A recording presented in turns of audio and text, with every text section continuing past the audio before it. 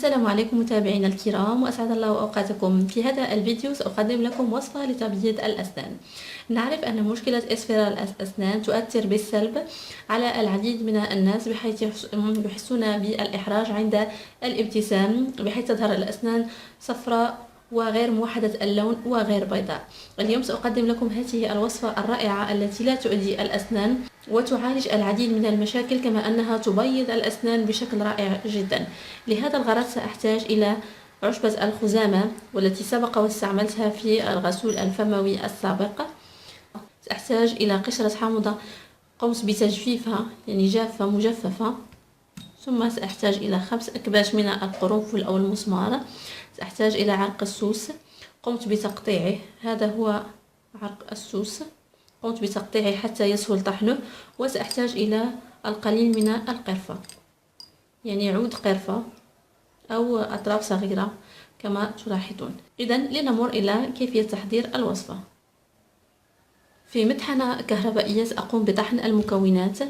كما قلت، ملعقة كبيرة من الخزامة، قشرة ليمونة حامضة مجففة،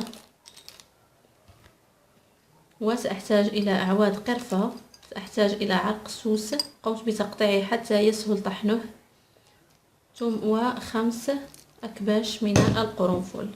إذن سأقوم بتقطيع هذه المكونات أيضا حتى يسهل طحنها بسرعة في المطحنة الكهربائية. ونلتقي فيما بعد لإكمال بقية الوصفة. إذن كما تلاحظون قمت بطحن المكونات. الآن سأقوم بغربلتها في هذه المصفاة. رائحتها رائعة جدا، كما أن المكونات كلها تعمل على التبييض.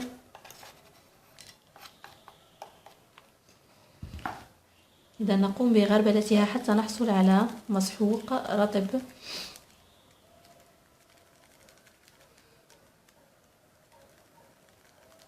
كما أن رائحتها رائعة جدا، وهذه الوصفة تعالج أغلب مشاكل اللثة. أريد فقط أن أحذركم من وصفة انتشرت مؤخرا، وهي وصفة بيكربونات الصودا والليمون الحامض. هذه الوصفة مضرة جدا بمينا الأسنان، بحيث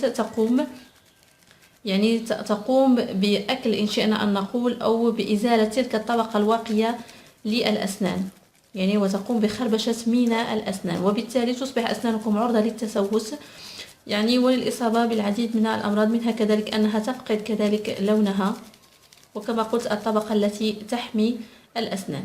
إذا كما تلاحظون هذا هو المسحوق الذي حصلنا عليه. إذا هذا المسحوق نأخذ كمية قليلة منه ونضعها في الفم طبعا، ونقوم بحك الأسنان بفرشاة الأسنان.